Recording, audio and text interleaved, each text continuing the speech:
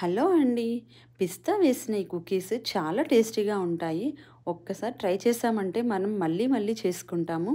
అంత టేస్టీగా ఉంటాయి. పిల్లలు కూడా చాలా ఇష్టంగా తింటారు. మళ్ళీ మళ్ళీ అడుగుతూ ఉంటారు.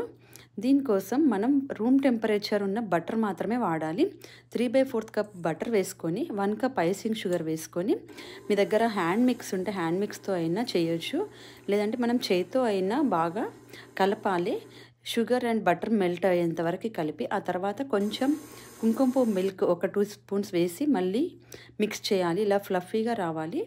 అందులోనే 2 కప్పుల మైదా పిండి, హాఫ్ కప్పు సాల్టెడ్ పిస్తా, రోస్టెడ్ అండ్ సాల్టెడ్ పిస్తా ఉంటాయి కదా, అది నేను మిక్సీలో వేసాను. అది మొత్తం ఒకసారి కలుపుకోవాలి. మీరు నార్మల్ పిస్తా, అన్సాల్టెడ్ పిస్తా వేస్తే కొంచెం సాల్ట్ వేసుకోవాలి. ఇలా సాఫ్ట్గా కలుపుకోవాలి, చేతితోటి కలుపుకోవాలి. తర్వాత దీన్ని 2 పార్ట్స్గా డివైడ్ చేసి ఇలా కొంచెం రోల్ చేసుకొని, కొంచెం పిస్తా పొడి దానిపైనకెళ్ళి రోల్ చేస్తే టేస్టీగా ఉంటాయి. అవుట్ సైడ్ క్రంచీగా బాగా వస్తుంది. ఇది మనం రిఫ్రిజిరేట్ చేయాలి. 1 to 2 అవర్స్ పెట్టాలి.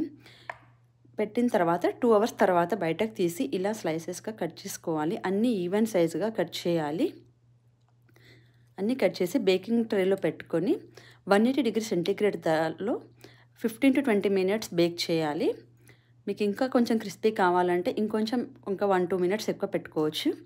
చూడండి, చాలా టేస్టీగా ఉంటాయి. మీరు ఒకసారి ట్రై చేసి ఎలా ఉందో నాకు కామెంట్ చేయండి. Thank you for watching.